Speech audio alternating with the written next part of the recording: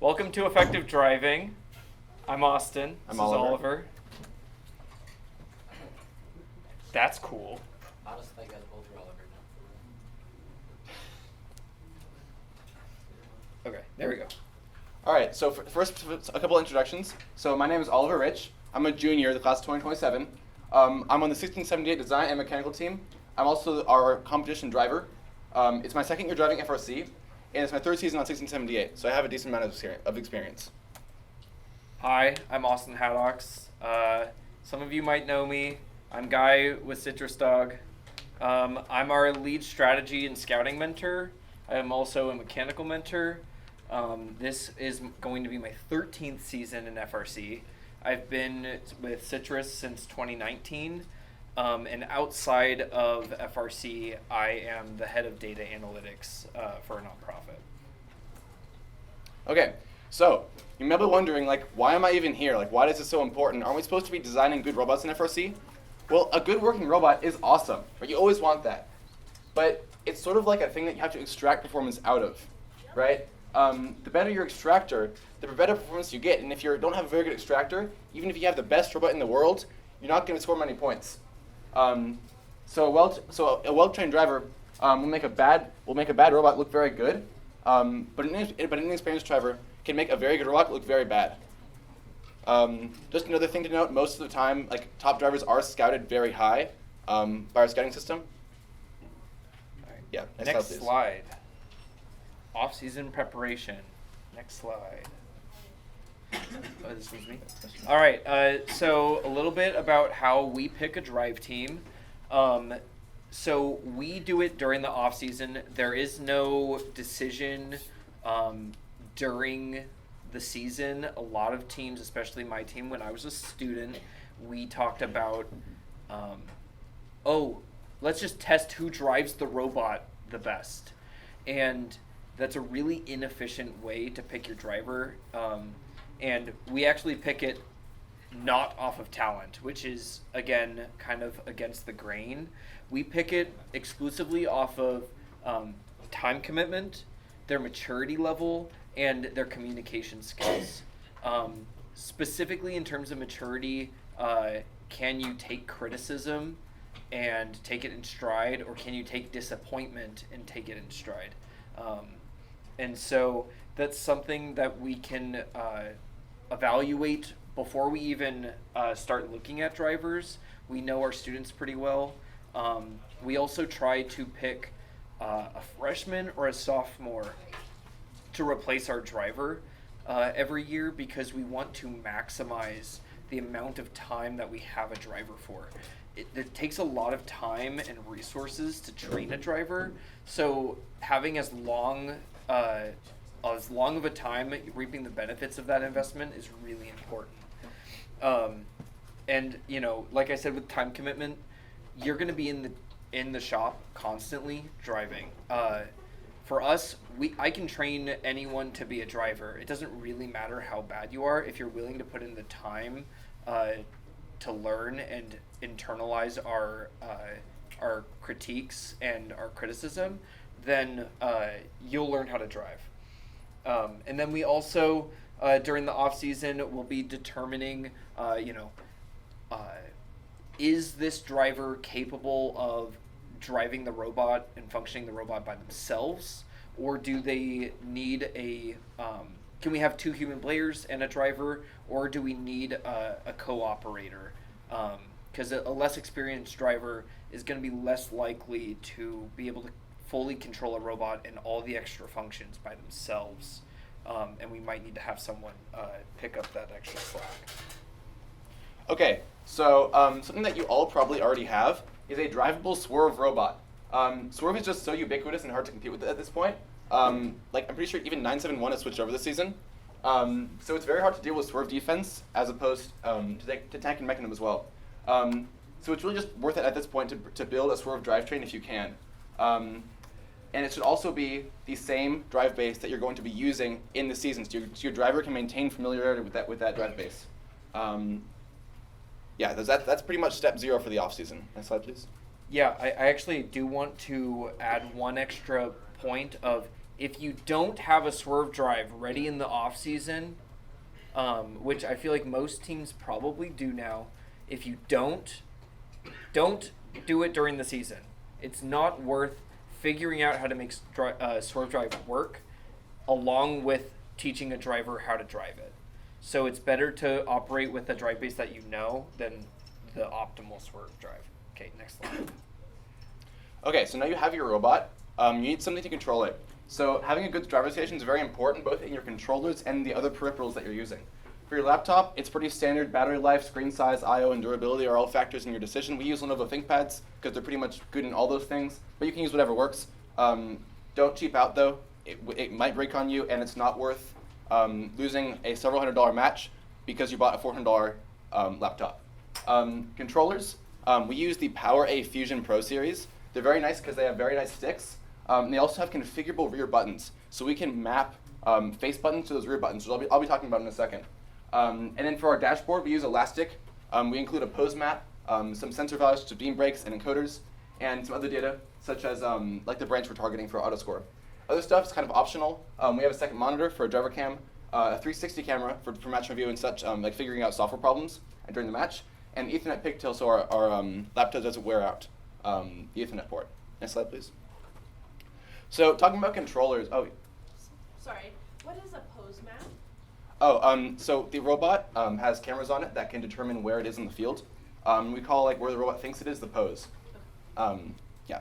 Thank you. So a consistent control scheme is very important because you want your driver to have muscle memory. You don't want them to be thinking about which button do I press to do a certain action. You want them to be an instinct.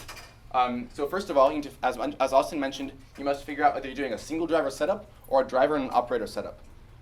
We generally only do single driver from now on. We did operator in 2023 on season and 2024 off season.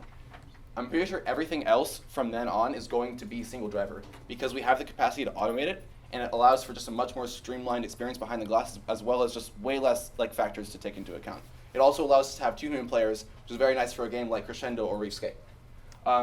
Once you've figured out your configuration, you need to get a controller.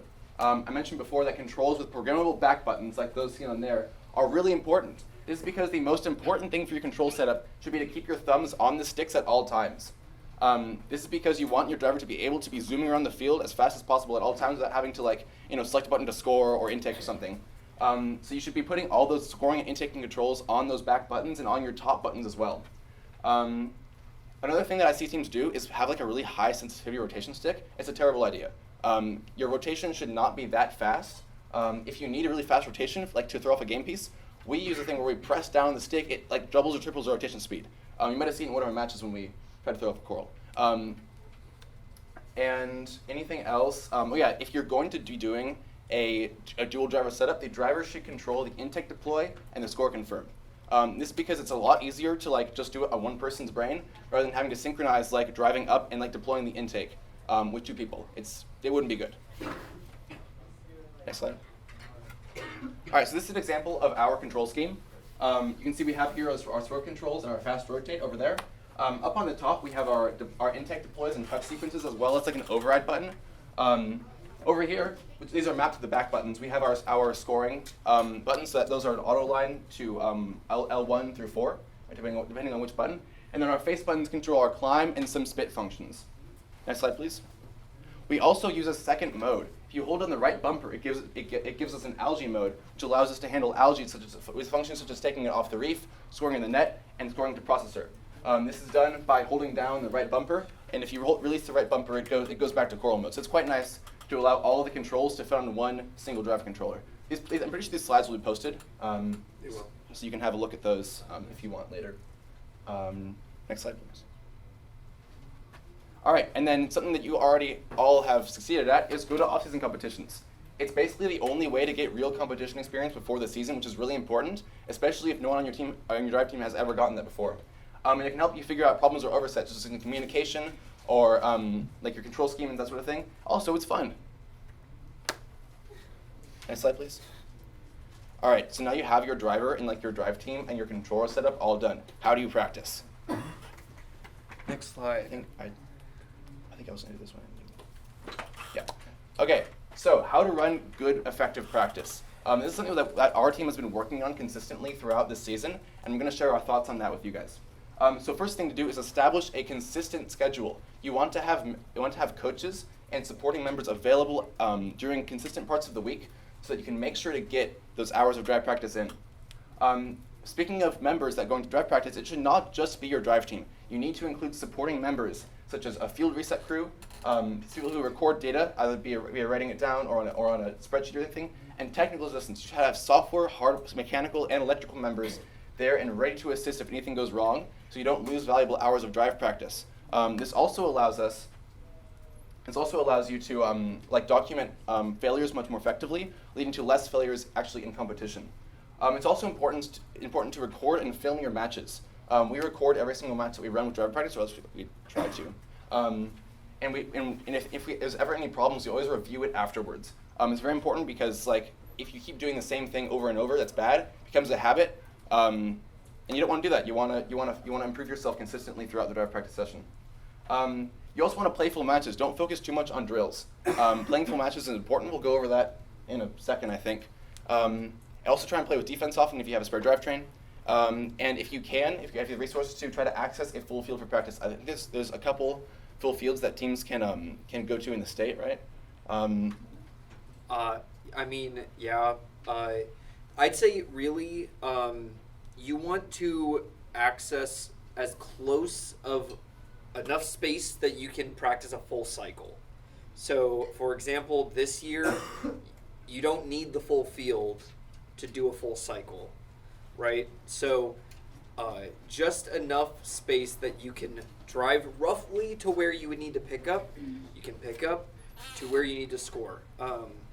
We are very lucky enough to have a full field in our shop now.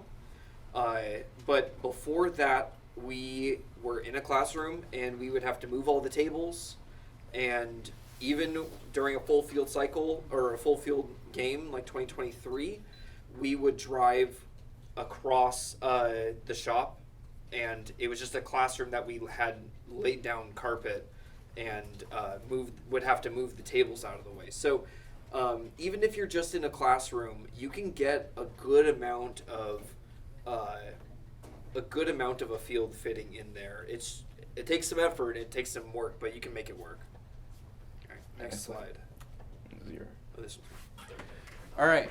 So, specifically when we're talking about drills and Lost the projector. Oh no. oh, that's what that sound was. Oh, cool. It says on.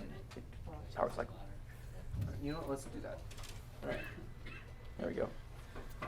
Thank you. Yep. All right. Well, let's just chill for a second. Well, I guess a few of you guys asked, or when I asked why you guys were coming to this presentation, it was specifically to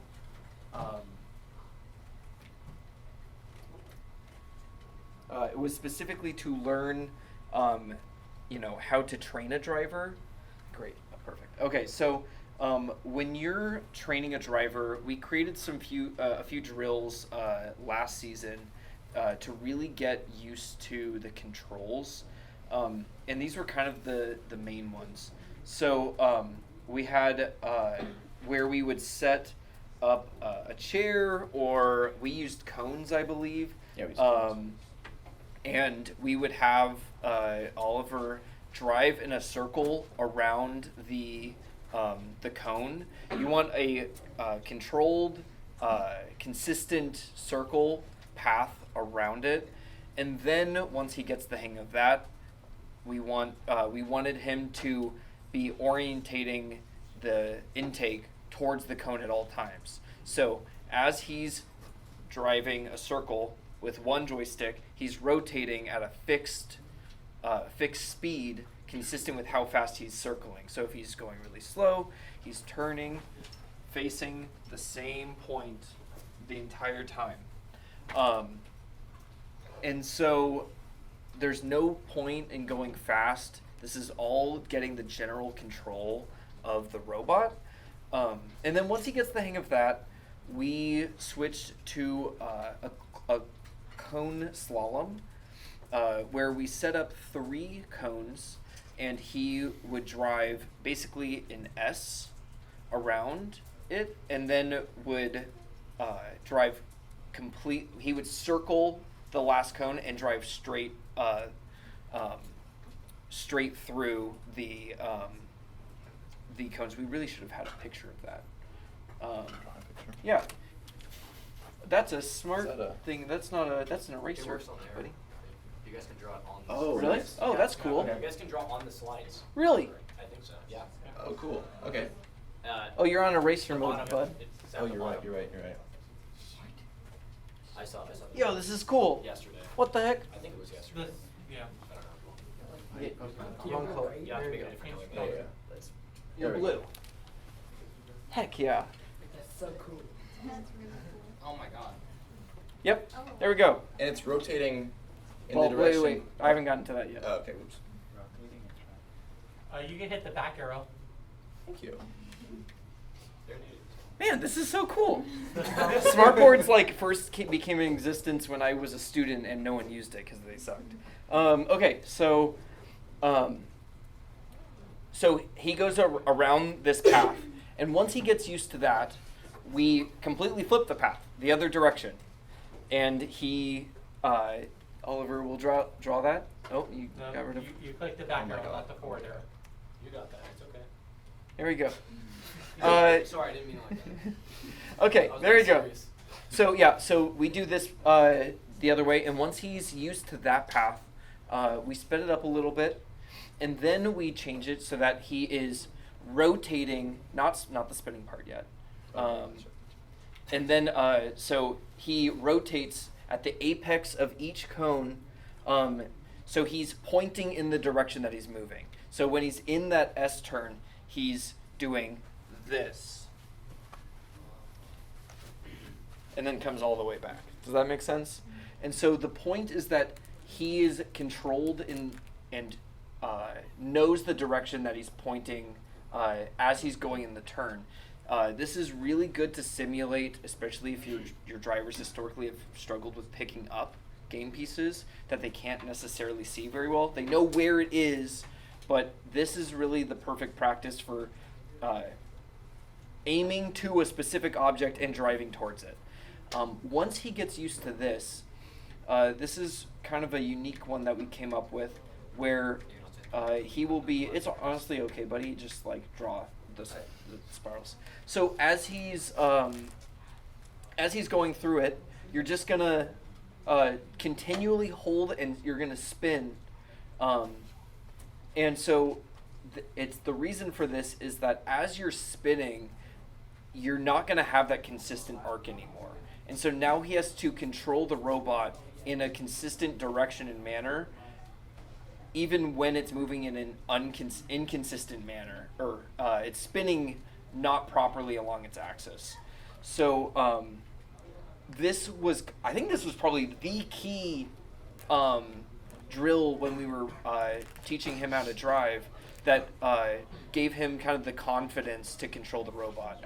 That was the big one. The other one that it's not in here, but we had what we call dry cycling, Oh yeah. That. where there's no game piece on the ground. It's driving point of where we know we would pick it up, and we're just evaluating the angle of where he's picking up the game piece, and the angle in which he's driving or to score. And so, are you consistently turning at the right spot? We want to be aiming the robot in the direction that we're moving. If we put an object or a robot in the center, are you able to spin out of it? We'll talk a little bit about counter defense in a little bit. But those were kind of our key training modules. Anything else? Yeah. While you're doing this drill, all these drills, a lot of people that I've seen like starting out driving really want to go fast. Yeah. And that's a terrible idea, because like you can't really control the robot that well with that much precision while you're going fast. And if you like do it when you're starting out, you're never gonna gain that precision. It's sort of like playing an instrument, right? If you're playing a really fast piece, you're never gonna start out actually playing it fast. You're gonna do it at like 10 BPM at the start, and then you slowly get up so you can get your fingers moving the way you want them to. But first slowly and then fast. So you always want to go smooth, then fast. Yep. All right, next slide. Okay, so drills for key actions in a match. So this is less this is less training a driver, and this is more focused on like within getting ready for the season, getting used to your individual robot. You've isolated key roles within a game, and especially earlier in the season, splitting those into specific tasks. So each of these, we call them drills, should be isolated, so you're only doing that for an entire match worth of time. A really good example is in 2024 with ferrying, right? A lot of teams, when they would practice, they would be doing an entire match, and then they would ferry for some of that match. They would then start full field cycling, and then they might, try scoring in the amp, that kind of stuff. If we're practicing for ferrying, that's all you're doing for the entire 2 minutes and 15 seconds of teleop. It's really good. So one, if it's isolated, then we can track it quantitatively of how many are you doing? Are we getting better? Are we getting worse? With any version of the robot, we made some changes. Is it working? Is it not working? What has it made it harder to do or easier to do? You need to record it, both for data and the video, and then you need to do it over and over and over again. When you are running these drills, like ferrying, it's really important that you practice the same exact task, or that when you're starting out, one thing that I do when we have our fields, I set up green tape on the field, and these are kind of the areas in which your cycling has to be within. The robot has to fit within this. And then throughout the season, these bounds get tighter and tighter and tighter. So that we want our cycle to be along the specific path. And so it's really easy to fit within this. And then throughout the season, it gets to this until you don't even need tape to be on the ground. You're fitting within that just out of muscle memory. But the big thing about isolating these key roles within each game is that we found that it makes it a lot easier for a driver to adjust from one task to another if something goes wrong or the strategy has to shift within a match. So if you're ferrying, you're not just, oh yeah, I know how to ferry and then I'm coming over. You're in ferry mode, and then oh, you're not ferrying, you're full field cycling because the drive coach just called for it. Okay, I'm taking off my ferry hat and I'm putting on my full field cycling hat. Or I'm taking that off and I'm putting on my defense hat. That kind of stuff. And so I think that it has allowed our drivers to get a lot of specific practice in every aspect of the game. So it allows them to fill any role that's necessary on our alliance. Anything else? Cool. Next slide. Okay. Well, these are examples of these. Like I said, visualize the cycle path to the source. Driving. So initially, driving slowly back and forth while aligning for the pickup, and then during the season, we simulated ferrying.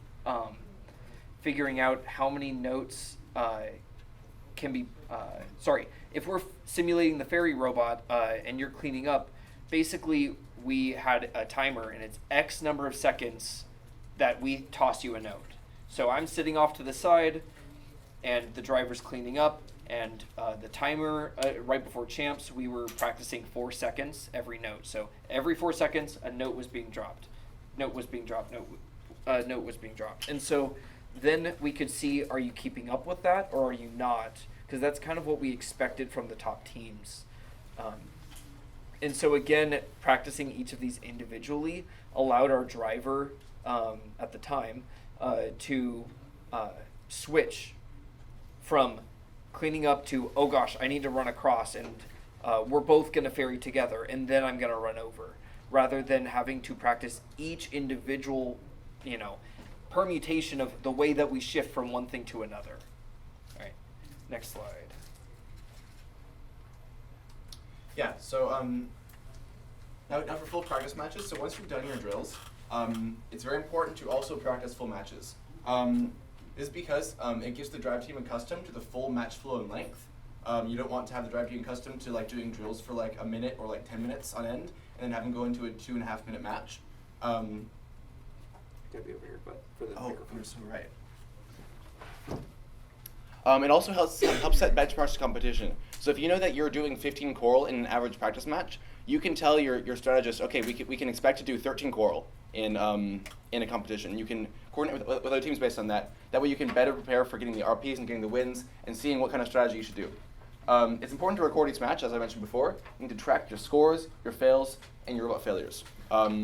So this allows your software and mechanical and electrical teams to kind of optimize your robot while you're running matches and not kind of separately. It's important to kind of combine both these things in order to get time efficiency out of your season. It's a very time intensive operation. We do this by video. You can also do this by like manual recording. I'm pretty sure we also do that, right, with our scouting.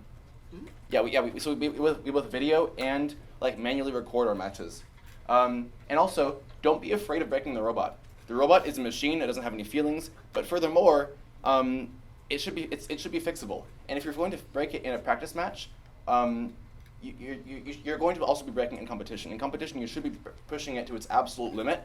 And so if you're breaking it in a practice match when you're scoring like 15, you're going to break it in competition when you're trying to score 17, and that's going to be a problem. It shouldn't break. It shouldn't break in practice, and if it does, that's a good thing because you know it does. Anything else to add, Austin? Yeah, just one last thing. The top teams at an event don't build robots that don't break.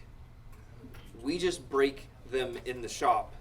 So they break just as much, if not more, than your guys' robots. We promise. Probably more, yeah.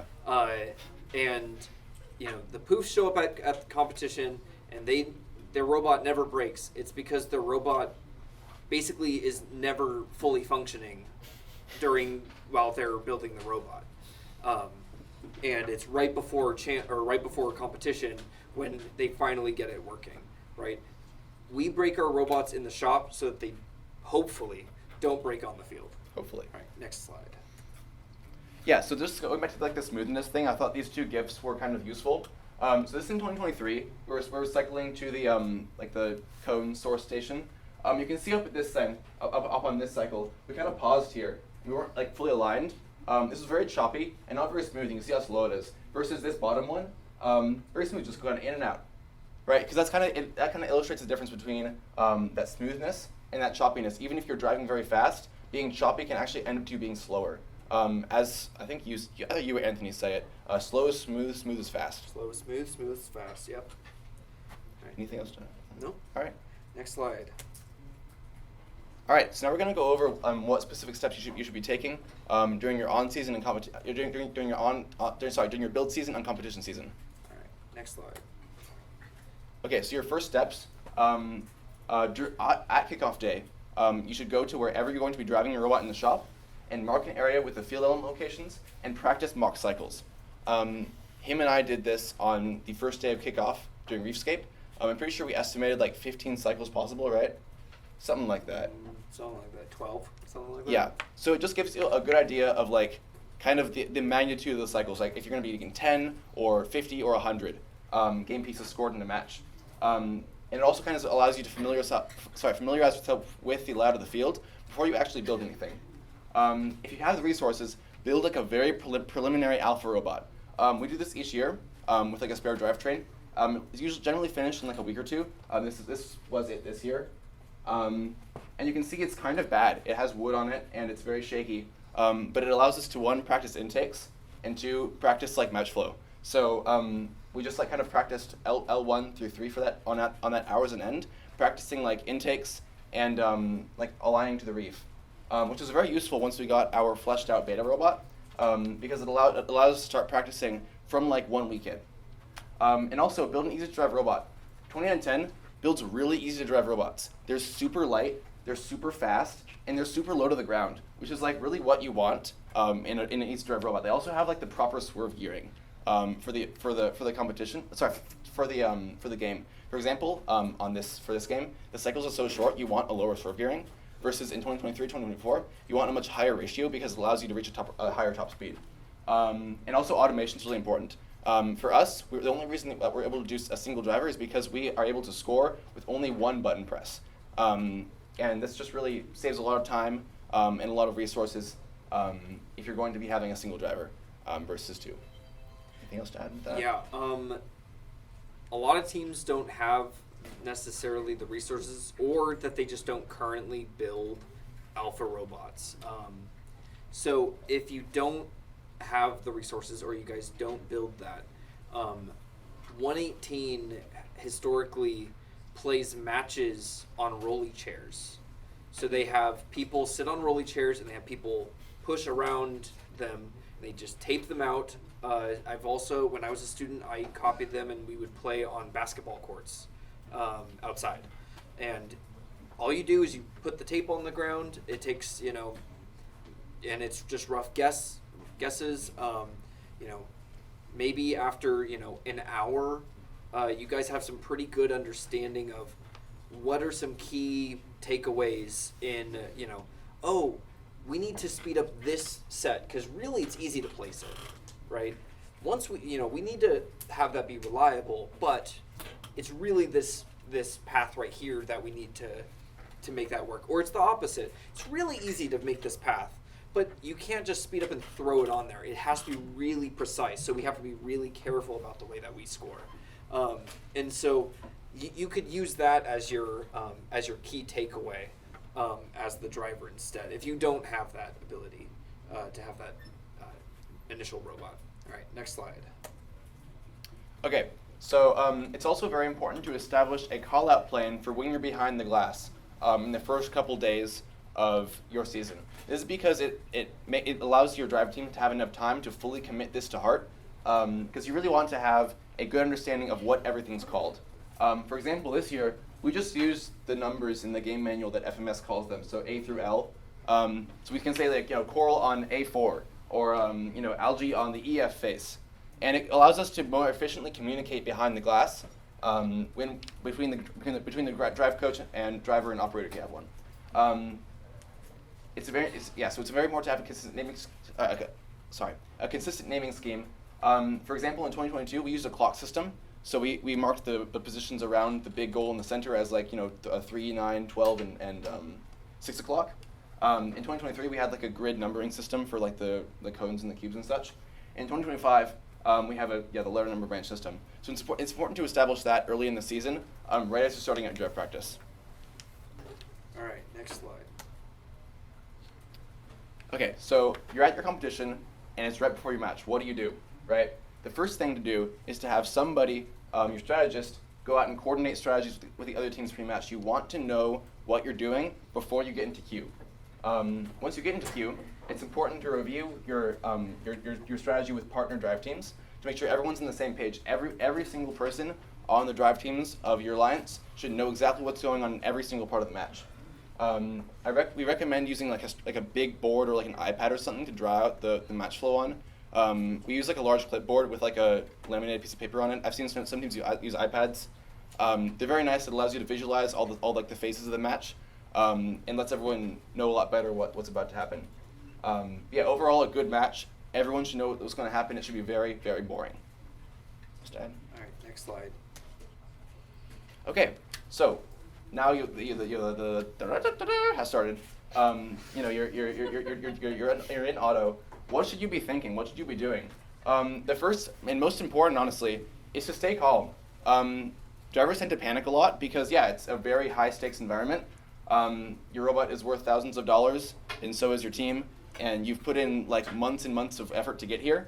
So it's important to stay calm. If you panic, you will do worse. Your movements will be more jerky, and you forget what you're doing. And don't even look at the scoreboard. Don't look at the time. Leave that to the drive coach. Just focus on what you're supposed to be doing at that moment. And that leads me to my next point. Stick to your established roles. If you go off rogue and start doing stuff that was never agreed upon in the strategy, you can get in your partner's way. You can slow down cycles. It's overall a very bad thing to happen. You always want to have a good established plan that you stick to. almost no matter what, unless something unexpected happens.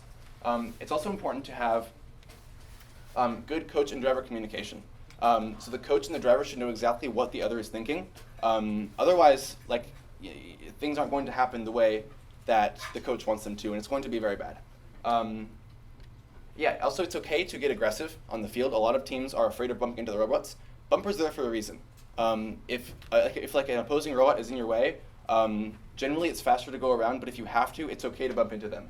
And also, again, don't be afraid of breaking the robot to a point, right? If your robot can still score during a match, if you break it, don't be afraid of breaking it. It's the mechanical and electrical and software team to fix it. It's your job to score as many points as possible, regardless of the robot's condition. Next slide. All right. So defense. The goal of defense is to slow down cycle times, and so I think a lot of teams focus too much on, I want to completely stop you from scoring game pieces, right? The top teams are top teams because they're scoring every 6 seconds. They're scoring, at least in this year, right? Maybe 5 seconds this year. And so if you can add one game piece, one second to each of their cycles, you cut their cycle time down by 8. If you can cut it down by 2 seconds, right?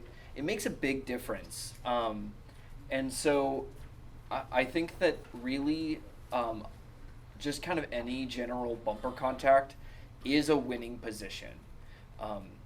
You want to keep as much contact with the scorer as possible, with the exception of protected zones, right? Oliver knows a little bit about that today. So it's okay, buddy. So we set basically what we call dead zones on the field, and so it's really important to be aware of what was I gonna say? It's really important to be aware of where are the protected zones, and create basically a buffer around it. This is a zone that basically doesn't exist to you on the field. The only acceptable places to be driving on the field are within these boundaries that we draw on the board. And so that helps prevent any fouls, especially because there's really the only effective defense is going to be coming from that contact where they're going to be picking up, not where they're going to be scoring, for the most part. If it's a shooting game and it's a big open field, when they're about to score, hitting them might be beneficial. But in general, if you can get in their way while they're cycling, when they're supposed to be driving, or they're picking up, that's going to be the most effective way to play defense. Taking advantage of pins, if you can hold someone up, now pinning is 3 seconds. It's a lot harder than when it was 5 seconds, right? But it's really easy to pin someone against the wall, especially if you have a heavy robot, for a second. As soon as you see a count, you drive away, right? You held them up long enough, and if you can do that long enough, you're going to significantly cut down their scoring.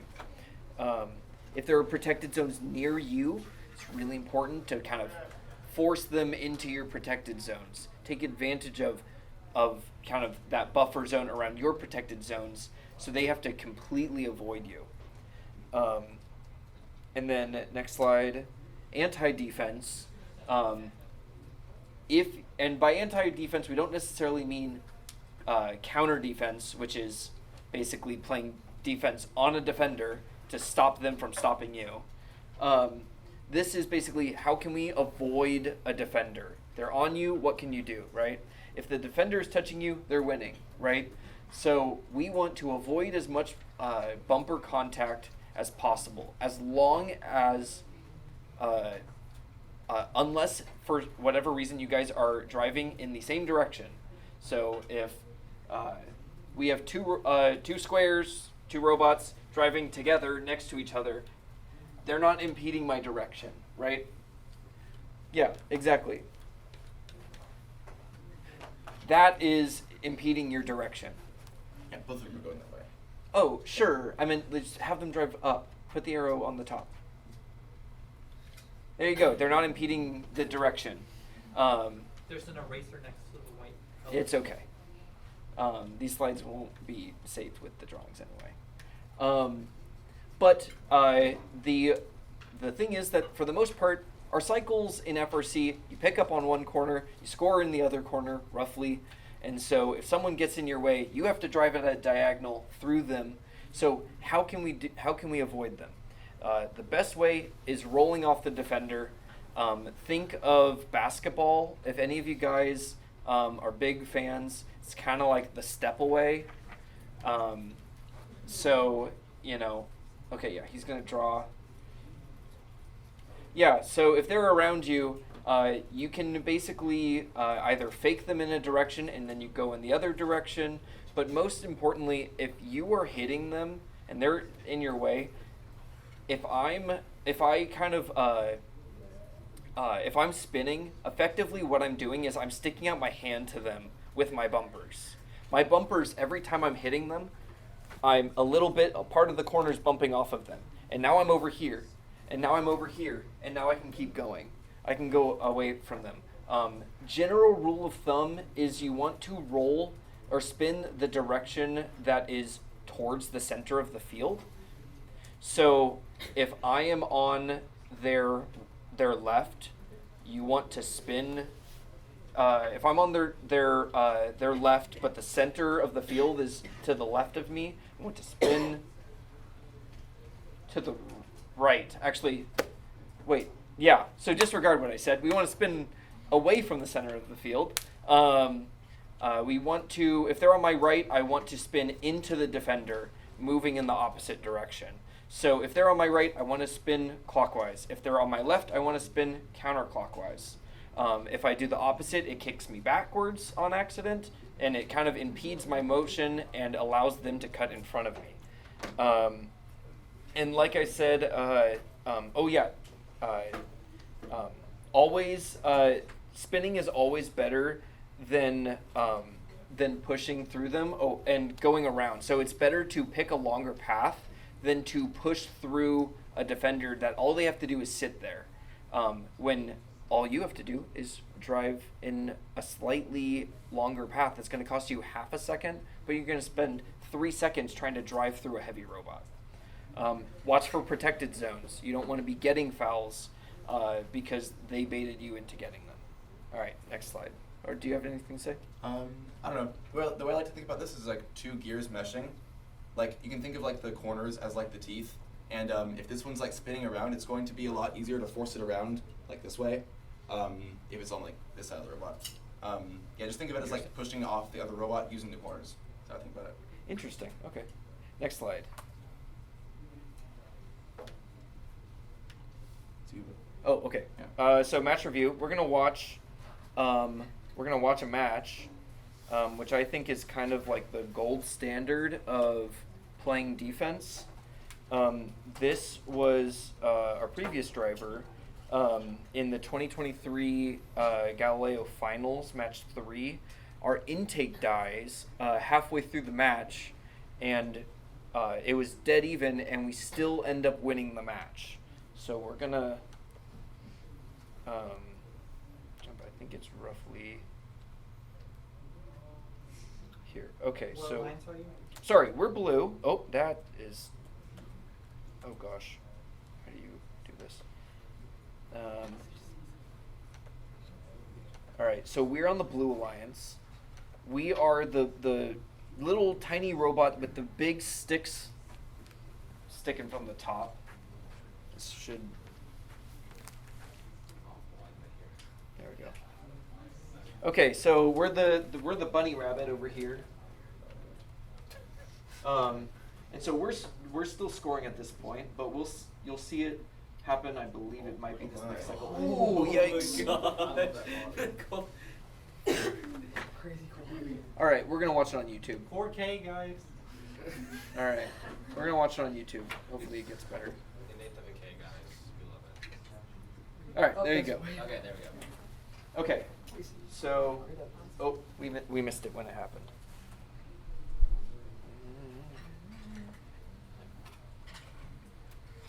Okay. Okay, so right here. The way this game works is basically you have to cycle back and forth and put the cones from that side and the cubes from that side onto your thing on this side. Yep. So right here, we run into our teammate and our intake dies. So we realize, oh, we didn't grab the game piece. Oh, we still didn't grab it. Okay, nope, intake isn't rolling. Let's see if we can pick it off the shelf. Maybe it's, something broke, but we can still pick up a cone. The answer is, nope, we can't. So we immediately switch to defense. All right, picks a defender, picks the line. You see how he hops off as soon as that robot drives close to that red zone, pushes them into the blue protected zone here. So got a foul here, getting in their way, preventing them. And this robot was like 90 pounds. It might have been like 105. But every time they get close to a protected zone, they kick back. And But every it's like time another wall. Yeah, exactly. It's just another wall. And as soon as they drive close to our zone, he gives them the space to drive towards our protected zone, and then he hits them, pushes them into the protected zone where we get points. We're effectively getting a full cycle every time they try to drive near our protected zone. So he's scoring points for us while our robot is incapable of scoring a game piece. You're just pausing it, but it got stuck. Let me see. All right, there we go. Oh my God. Well, All right, back to the 80s. Small water, man. Well, sorry. But so, can still just be like some there for some you. general. So you can see the general shapes. It's actually very interesting. Before the no robot from their alliance actually ends up scoring another game piece. That was one of the ones he was playing defense on. For the rest of the match, as long as they were playing, he was playing defense on them. They were unable to score. They lost game pieces from the impact. He cost them vital cycling time, and actually even killed one of their swerve modules, and so they couldn't climb. And you got 10 points in penalties. He got 10 points in penalties, which made up for the 10 points in penalties that our alliance mates got. Basically a fair game. And then you wanted to go over. Yeah, there's 2024 Galileo number 2. All right, you got it. Seems like your Genesis team might just be a little popular. 2024. You guys sponsored by Watch Martin.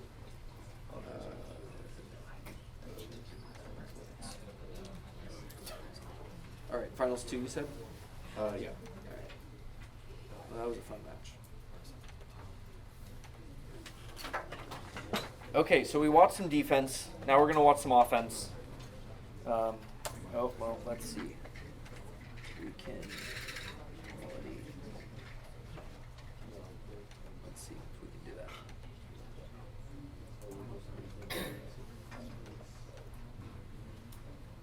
All right. So we are on the Red Alliance. We are this robot right here.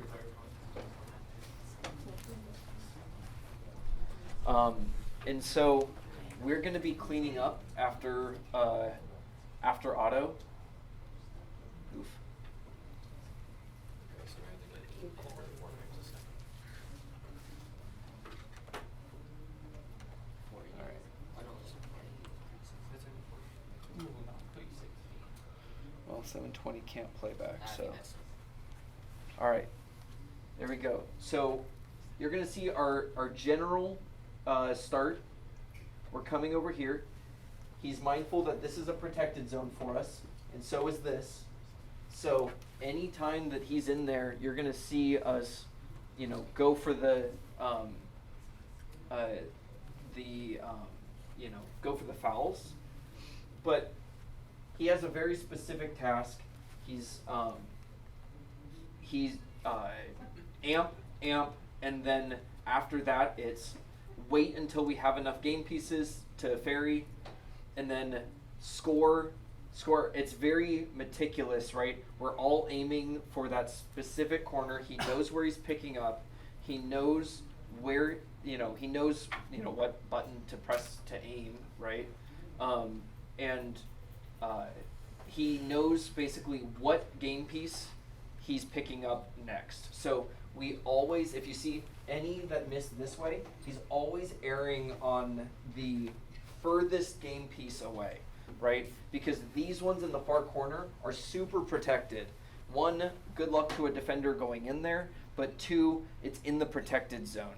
So any that land far away, he can leave that protected zone just for a second, grab that intake, and then focus on the closer ones that he can go cycle.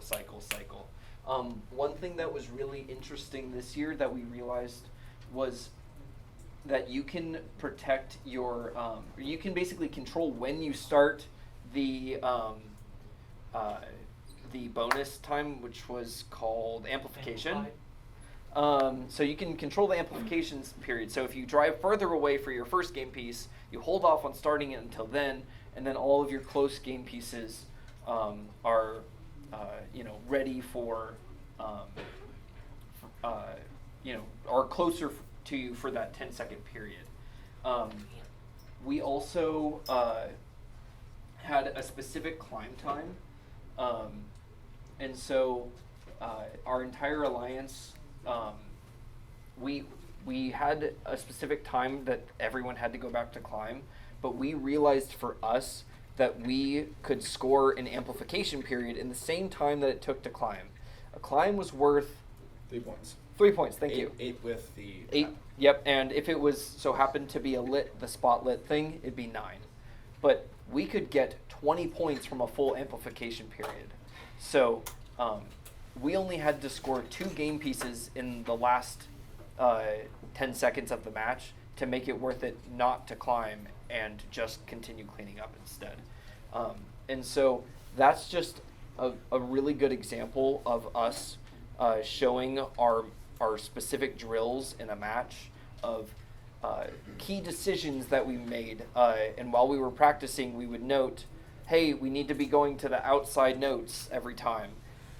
Oh, you missed it that time. You missed it that time. And so when we were practicing, our driver always would take those outside notes so that they couldn't get stolen. So, yeah.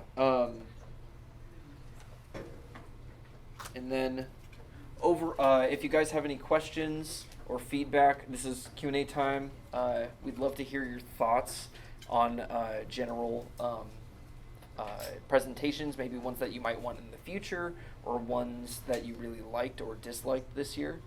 So please give us your thoughts. Yeah. Well, thank you so much for taking the time to do this. My question goes back to kind of what you talked about at the very beginning about choosing your driver. You mentioned it was maturity, time commitment. How do you, and the last one is communication skills. Yeah. How do you determine or test those communication skills? I guess we talk with our students. So are they, and they have their tasks throughout the year. So are they easy to work with?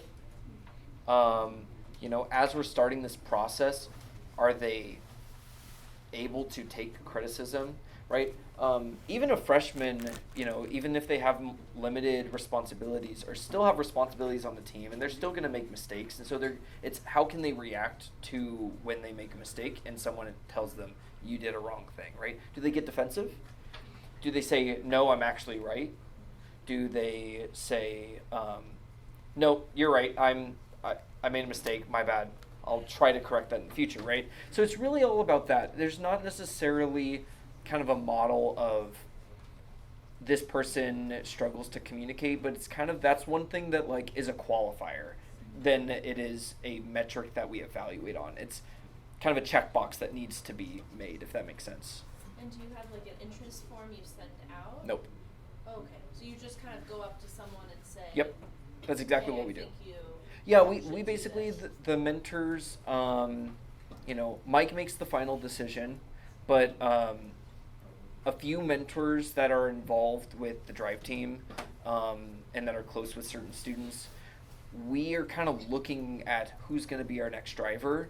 And so it's really, the first question is, who's coming to extra meetings consistently? Who's a first year? Maybe a second year on the team.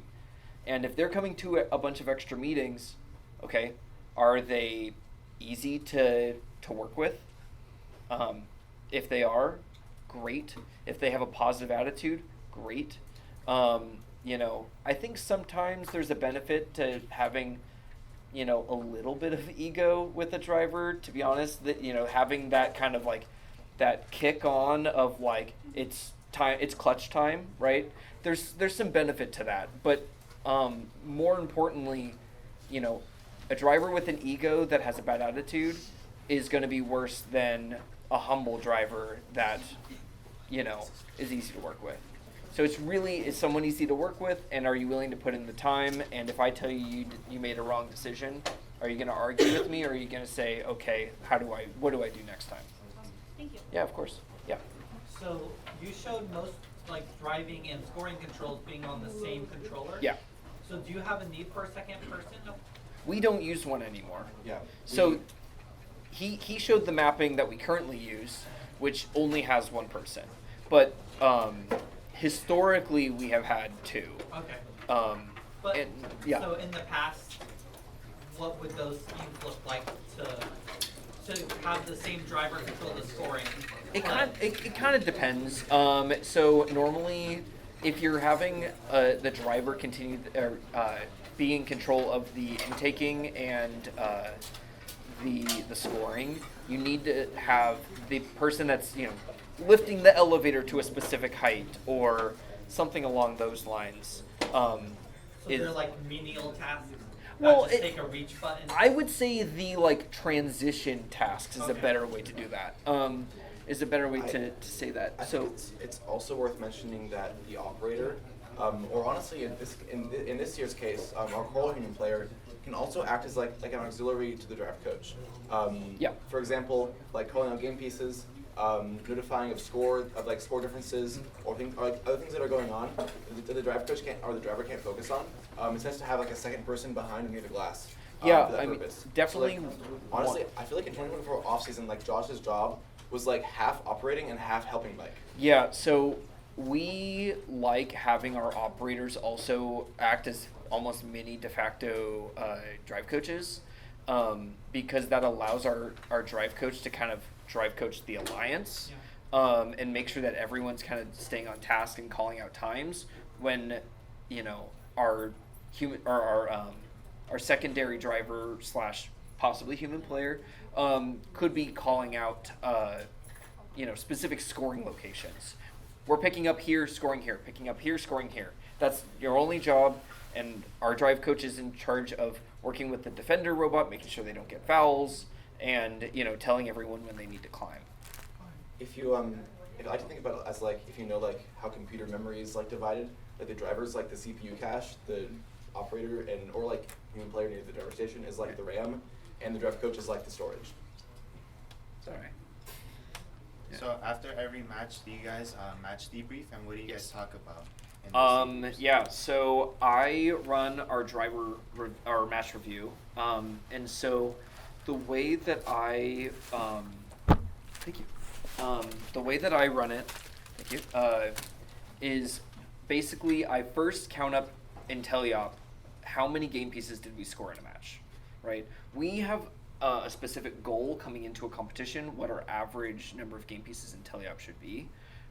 We have a minimum, so like an expectation. We cannot be lower than this. We have we expect to be around here, and then we have like, this is where we'd like to be and our reach goal for that competition. So we have different thresholds, so we can basically say, this is how much we scored in Teleop, so then he has that number coming into it with clarity of, okay, I'm behind the curve, I'm ahead of the curve, this was a bad match by me, this was a good match. And then as we're watching it together, I basically watch it in terms of, you lost half a cycle here, you gained a cycle here because you did, this here. We know what we can do in a match, and so, if we can do 22 in a match, IntelliOp, but you scored 18. You lost 4 cycles somewhere, right? Where were those 4 cycles lost, right? Was it due to just a defender slowing you down and that's the under defense we actually just score 18? Or is it the fact of you missed this pickup that cost you half a cycle because you then had to basically pick up twice, right? Did you miss a score, right? That's an entire wasted cycle right there, right? So where did we lose either time or where did we lose game pieces that should have been scored? Does that make sense? So that's, and then on each of those we have a discussion of why did that happen? What can we do to make that not happen next time? But it's all in terms of number of game pieces that we scored compared to how many we should have scored and why did that not happen? Yeah. How long do you guys practice for? It's kind of like, I think last year it was like 3-hour sessions per week plus like practice during like other meetings. So like 9 dedicated hours per week, but honestly, realistically much more, right? I'd say probably if we averaged it out throughout the entire season, we're probably looking at 12, 13 hours an hour a week. That sounds accurate. Now that does not mean, I want this to be very clear, that does not mean that we have been physically driving the robot for 13 hours, right? When I say, like I always tell people that they should have at least 40 hours of driver practice before their first competition. That's going to put you ahead of every other team at that competition, more or less. And you're going to be in the 99th percentile of the world in terms of experience with your robot before your first event. And so to get that, you're not actually driving that entire time. Your robot could be broken. And it's just, we're counting that time of you working with your, with the team to fix the robot, and you understanding and learning from that situation of what did I do in that match that broke this, right? Hey, you really have to be careful because our intake breaks in this way. We're going to try to make it so that it doesn't do that. But as of right now, our intake breaks in this way. So you can't be hitting the wall in this at this angle, or we have to adjust our approach this way to make that happen, right? So even when the robot's down and broken, your driver is still learning about how to drive your robot. And so, yeah, but in terms of total attempting to drive the robot, we probably do about 13 hours. I'm pretty sure Madtown does way more though. Oh yeah, Madtown's insane. Pretty sure that their drivers are like dedicated. They probably do about like 20 to 25 a week, probably is my guess. Yeah. So Just to give you a frame of reference for like the amount of time our robot's down, I'm pretty sure, you can back me up on this, every time this guy attended a driver practice to like supervise, We never finished a full match it was like maybe one until the end of the season, like Oh, towards yeah. the end of the season. Yeah. But So like it's- towards before week 4 of the season or of competition season, I had not seen our robot finish a match. Yeah, drive practice is almost just as much about like breaking the robot as it is driving it. Alright. Any other questions? Yeah. Do you guys use like old robots to practice like defense? Absolutely. We have a whole catalog of different old robots that are different weights, or our clone robots that we make during the off season, and Yep. we try to keep a few of them alive so that we can use them as like decoy robots. Yeah.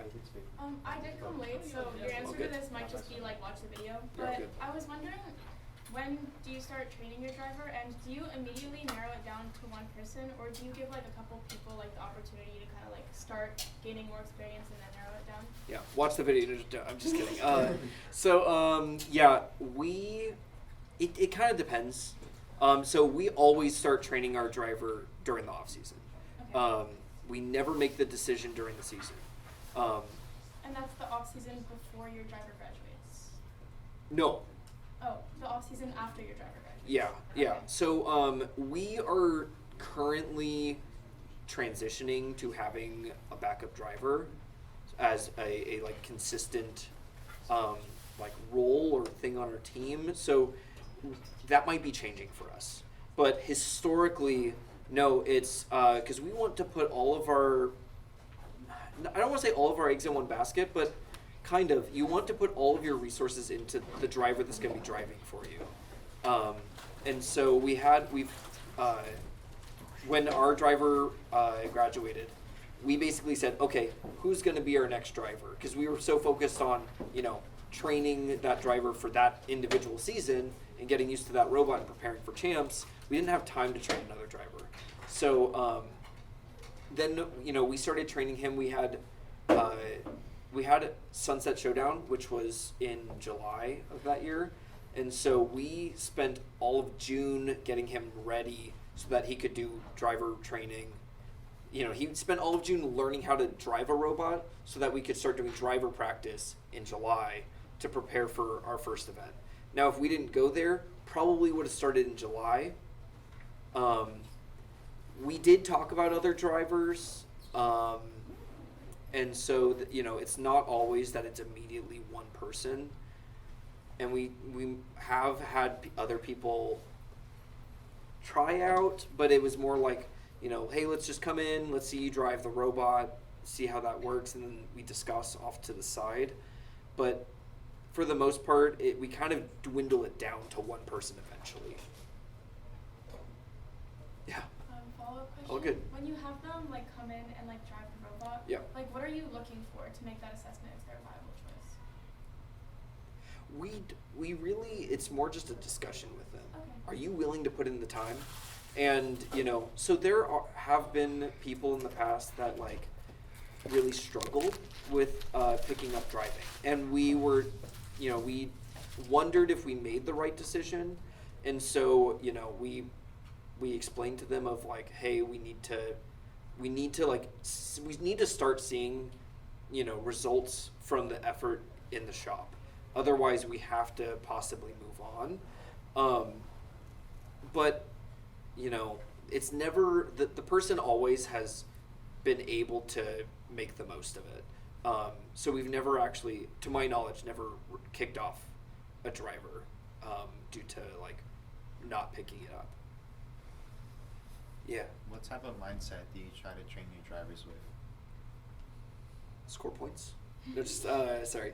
Do you mind elaborating on specifically what you're trying to ask? After a rough match or after underperforming. Oh, if they don't perform, first thing I do is I give them a hug. I mean, he can attest. That's the first thing that I do when we have a tough match.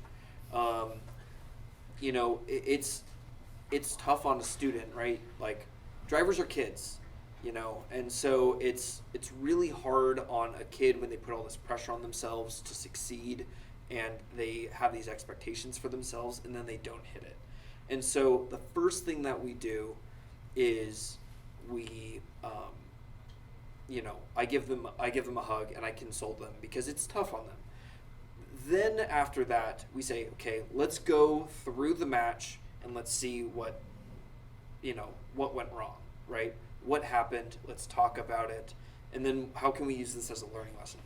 There are also times when, it was still a pretty good match, but they made some stupid decisions, and it cost us some serious foul points, though it didn't matter in the match and it made no actual difference. It could have if it was a different match, right? And so in that instance, the driver knows that they didn't cost us anything in that match, right? We got the 6 RP or whatever, right? Or maybe they lost an RP and, that's not great, but it's not of oh, I lost in elims because I made a mistake or something like that, right? In those instances, it's what are you doing, bud? Come on, we know this. We've practiced this a million times, right? We need to be consistent with what we've trained, right? And then you basically reinforce, right? It's every time that this happens, you do this, right? And maybe you realize if it's not getting through that you need to give them simpler rules. It could be, as simple as you draw on the board and you say, this, you can't cross into this, right? Or, we said this, but, and you still cross into it. Let's make it even smaller so you can't you know, we're going to really avoid fouls, right? Because that's your key problem. Or, you know, we got to be putting the intake down earlier. You have to remember that, right? Could be something like that. It kind of depends on how bad the match is, though. If I'm like strict / sturdy or supportive. Yeah, it's never a good idea to be like hard on yourself. You can be like realistic with yourself. Like that was really bad. But you should never be like I'm a bad person, right? Totally. Or like Yeah, I'm a yeah. bad driver, because I feel like I get into that mindset sometimes. Yeah. And it's really just harmful. Like it never helps. You can, like, it's not really as bad like in the shop or like at home, but at a competition it just hurts everything. Yeah. And there's really no benefit to doing that. So don't be hard on yourself. Be realistic with yourself. Right, especially because in the shop you've shown what you can do, right? You know what you can do in a match, right? You've seen it in your good matches, right? So it's not that you're a bad driver. You are capable of being a good driver. It just, you made poor decisions in this match. Does that make sense? Yeah. And so how can we not make those poor decisions moving forward? One thing that I do with our drive team is we come to agreements on if certain things happen that we have covered a million times in the shop, they owe me push-ups. Oh yeah. You know, hey, you keep doing this. Come on, dude. You know this, and it's a thing that we address in the shop. Anytime that it happens, you owe me push-ups. You miss a climb due to you not going, and it's not due to the drive coach. Push-ups. You owe, robot battery is dead because you were driving too aggressive and we can't climb. That's push-ups, right? That's debatable. Okay, well, you did push-ups over it, so. No, I didn't. Yeah, you did. No, I didn't. Yes, you did. No, at our first regional. I don't remember that. Okay. Anyways. You make the push-ups at the competition? No, he can do them after. He does. Like, he'll just go off to the side of the pits and start giving me push-ups. So, if you ever see him doing push-ups, it's because he did something wrong in a match. But also, it's because, me and him have a good relationship, and so he knows that I'm not actually, like, a drill sergeant. And so, I believe in personal accountability, so we agree upon a number. It's not drop and give me 50. It's, okay, yeah, I shouldn't be doing this. I'll owe you 5 push-ups at each instance, If I miss a score that I know I shouldn't be missing, that's on me. So it's kind of our way of almost creating like a personal accountability system. Any other questions? Yeah.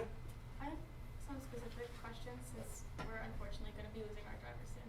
Okay, fair enough. But I was wondering, so once you have that discussion and you kind of narrow it down to a few options if we want to choose, Yeah. something our team is struggling with is how to narrow it down to the final person and start to be able to put all your eggs in one basket. Yeah. So I was wondering So, what your process is. okay, I guess a couple things. One, if you really aren't sure and you think that multiple people really fit that bill, one, have a conversation with them, right? And say, do you want to be our driver? Right? Because there are people that just don't have that desire, right? I think that everyone glorifies drive team and that it's kind of like, the premier job in FRC is the driver because you're on the field and when the good things happen, the camera's on you, right? But, so I think that that's a lot of people. And so they feel like it's their time, it's my turn to be driver. There's a lot of entitlement to be navigated there. And so if you kind of just completely take it out and you say, hey, are you interested in possibly being our driver, right? And they say yes, or they say no, or, they're not sure, right? That's going to help guide if they're going to be willing to spend the time because, regardless of if you're naturally a good driver, it's going to take a lot of time to become our driver. Our driver before Oliver, Yee, probably drove about 200 hours his first season. And so he, maybe even more, maybe it might have been closer to 300 hours. And so that was really, he just invested so much time, and that kid never was not in the shop. So it's kind of, we need someone that's willing to do that, and that's really the determining factor. And so I would say list the newer students that can give you that level of commitment, and then start crossing them off of, okay, you know, you are, you know, honestly, sometimes you can get a temper. You know, we don't really want that, right? We want a calm driver, okay? You know, you don't really take criticism very well. And just start kind of crossing people off. And if it's truly down to 2, then, like, let them drive, you know? See which ones pick it up. And be honest with them, though. And not be like, hey, we're trying you out. Hey, we're trying you out, right? Either drive them completely separately and say, hey, we're just seeing, this is completely preliminary. It means nothing, just letting you know. So it's, I'd say do that, if that makes sense. Yeah, thank you. Yeah, of course. Yeah. So, what processes or procedures do you take when an alliance is not following strategy? And, Like mid-match? Mid-match or like after a match, like what do you guys I mean, okay, so sometimes, honestly, there's nothing that you can do, right? They're their own drive team. You can't grab the sticks from them, right, and drive the robot for them. So one thing I think that if you clarify everything beforehand, and I think that not only just getting the agreement from the drive team or from the strategist before the match and or before you queue, and then getting the consensus amongst the drive teams like when you're queuing. It's more than like, hey, we do this, you do that, right? It's we draw out a map of this is your cycling path. This is where you're scoring. And we get them to basically agree with us, right? If we say, you know, we're all good with this, right? This is our plan. And then if they say, yes, this is our plan, this is what we're running with, right? It's a lot less likely that they're going to go off script. Now, people freak out in a match, you know, and sometimes it's, you know, heat of the moment and you're like, what are you doing? Climb! But one thing that I got from Allison, she's the drive coach for 3339 Robo Jackets. They are, she basically gets extra calm. And she says, hey, we need to be climbing right now. Because if that person is basically in a manic mode, they are not capable of like getting any sort of feedback. They're in feedback overload, if that makes sense. And so they can't really internalize anything, if that makes sense. So being almost extra calm is kind of what I've heard from other top drive coaches, or other teams' top drive coaches, but that's kind of, there's not a whole lot you can do. Sometimes it's like, hey, just so you know, you don't do this, right? Or, hey, just so you know, that's illegal, you know? But yeah, sometimes it's just that they don't actually know the rules. And sometimes it's the fact that they think that they know better than you. But it just kind of depends. Thank you. I have one last question. All good. For drive team members that aren't drivers, so like operator and human player, Yep. what's your process for choosing them? You know, honestly, that's a great question. So you need one software member. So whichever one needs to, like, whether it's your driver or a human player that will stay on the side that's close, that can actually interact with the driver station, needs to be a software member. Because Lord, is it difficult to diagnose stuff, you know, if you're not a software member. And so that's one thing that, you know, just makes life so much easier. Another thing is, again, are you willing to put in the time for driver practice? So you don't necessarily need to learn how to be a human player. We spend a lot of time training our human players, but it's more so, are you available? One, are you, if you're not the software one, because you need to know enough software to be helpful, so it's normally not a freshman. At least a sophomore, could be a junior, but for human player, we might take a freshman. The one that's like in the center of the field, at the processor, we might take a freshman. We might take a sophomore. But it's basically who's someone that is going to be in the shop all the time when we run driver practice, and they're going to drop the game piece the way that I teach them to drop it every time. And so we've just gotten kind of lucky that we've never really had any problems with human players. Yeah, there is a certain level of skill associated with it. For example, I mean, like auto drops this year, you got to get it like right in the space.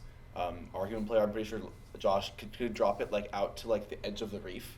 Yeah, but again, that's time that he spent doing that. Yeah. It's not that he was naturally gifted. Yeah. Right? He just put the time, and we practiced 10,000 different ways to drop a coral this year. Yeah.